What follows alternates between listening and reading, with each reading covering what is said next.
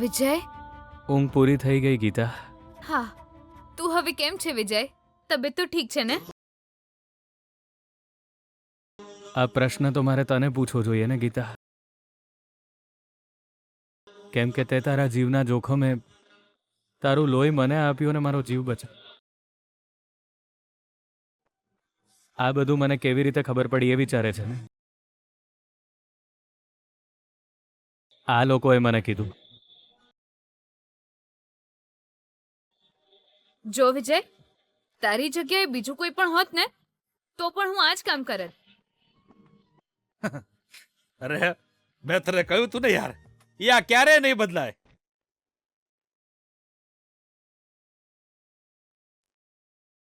વિજય ભાનમાં ક્યારે આવ્યો? તમે લોકોએ મને કેમ જગાડી નહીં? વિજયે ના પાડી હતી.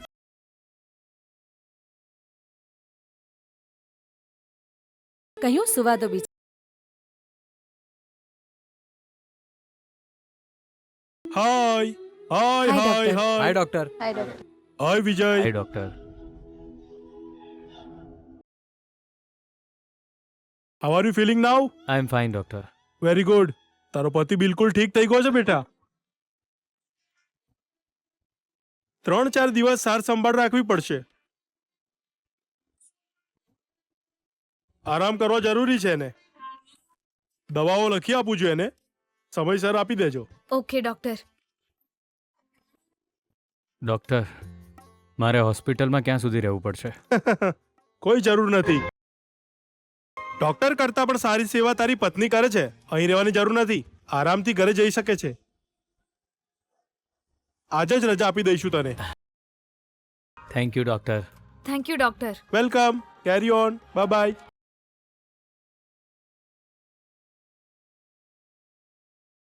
ગીતા, ઘરે ગયા પછી પણ તું આટલા જ પ્રેમથી મારું ધ્યાન રાખીશ ને?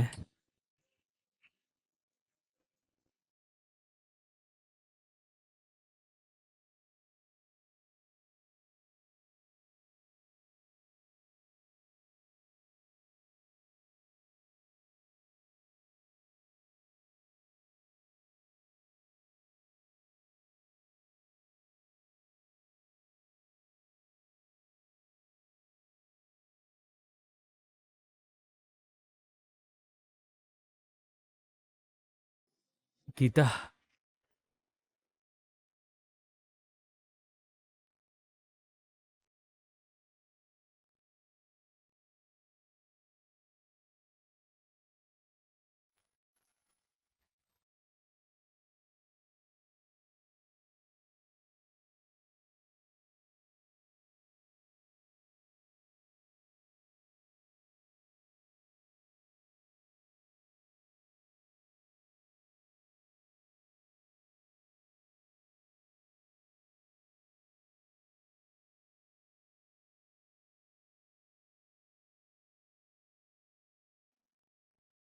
તમે એક વાત હરખી રીતે સમજી લો. તમારી નજરમાં વિજય નદીના મેઠા પાણીમાં તરવાવાળી એક સામાન્ય માછલી જેવો છે. પણ નદીના મેઠા પાણીમાં તરતી સામાન્ય માછલી નહીં. પણ વિજય તો દરિયામાં શિકાર કરતી શાર્ક છે. મને એનું ભવિષ્ય સારી રીતે દેખાય છે.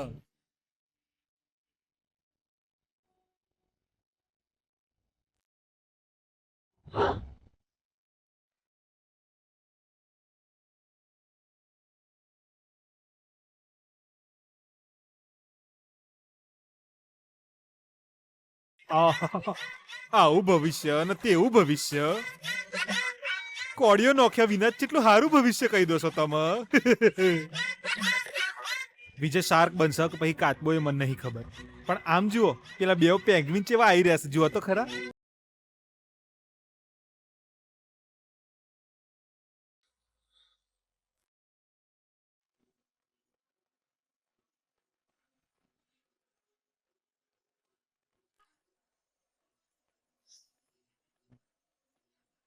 જીજુ બેના બેના.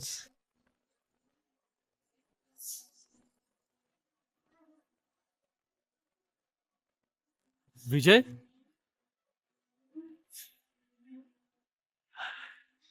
વિજય, વિજય, શું થયું તને? વિજય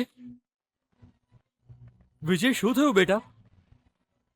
ગીતા આ બધું શું છે બેટા?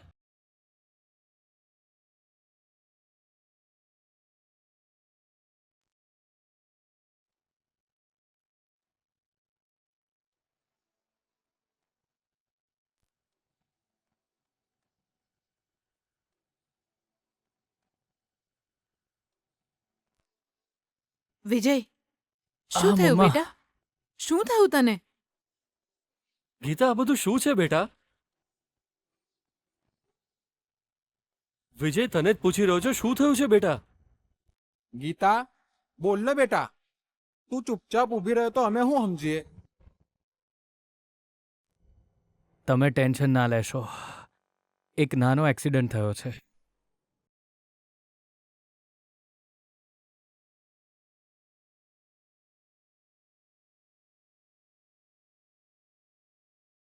એક્સિડન્ટ? ક્યાં થયો? કેવી રીતે થયો? વિજય ખોટું કેમ બોલી રહ્યો છે? પપ્પાજી ગુસ્સે થશે એટલે?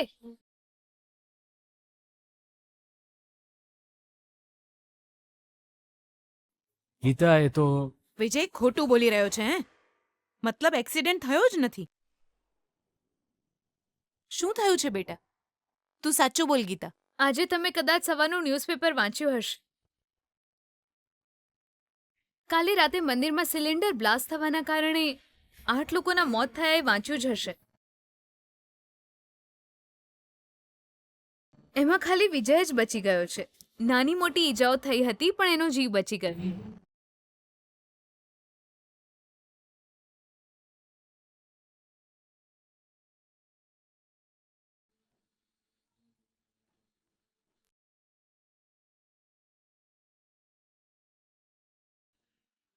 એનું નસીબ સારું હતું, એક દિવાલને કારણે બચી ગયો.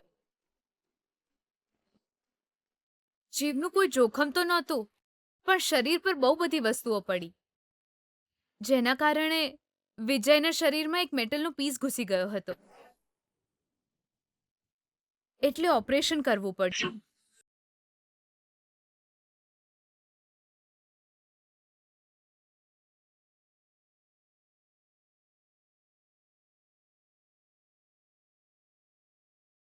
હે ભગવાન!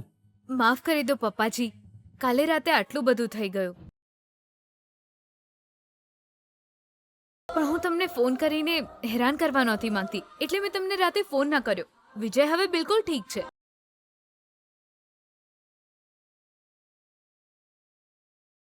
તમે ટેન્શન લેશો એટલે જ મેં તમને કહેવાની ના પાડી.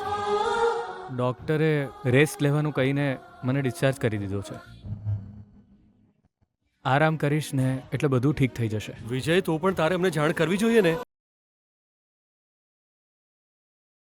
અરે બેટા વિજય, પણ તું આટલી મોડી રાત્રે મંદિરમાં શું કરી રહ્યો હતો? એ તો મમ્મા, ગીતા માટે મેં એક સરપ્રાઈઝ પ્લાન કર્યું હતું અને હું એની રાહ જોતો હતો ત્યારે જ સિલિન્ડર બ્લાસ્ટ થયો.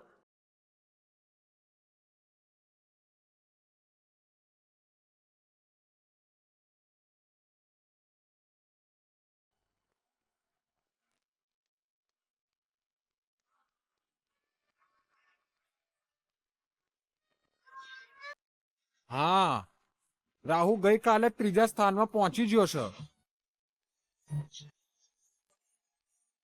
ઓ, મીએ તો કાલે એના પર ધ્યાન આપ્યું જ નહીં. જો આલ્યું હોત તો મને પહેલા જ ખબર પડી જાત.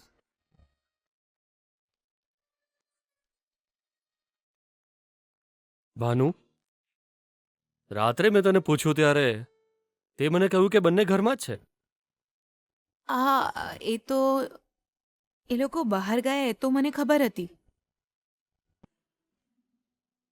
એમને આવતા મોડું થશે. આવું જો હું તમને કહું તો વિના કારણે તમને ટેન્શન થઈ જાય. મતલબ તારી ડાબી આંખ ફરકી રહી હતી. કદાચ આ જ કારણ હશે. હા કદાચ. બિચારા, મારા દીકરા સાથે આવી ઘટના ઘટવાની હોય તો એની માને તો સંકેત મળી જ જાય ને.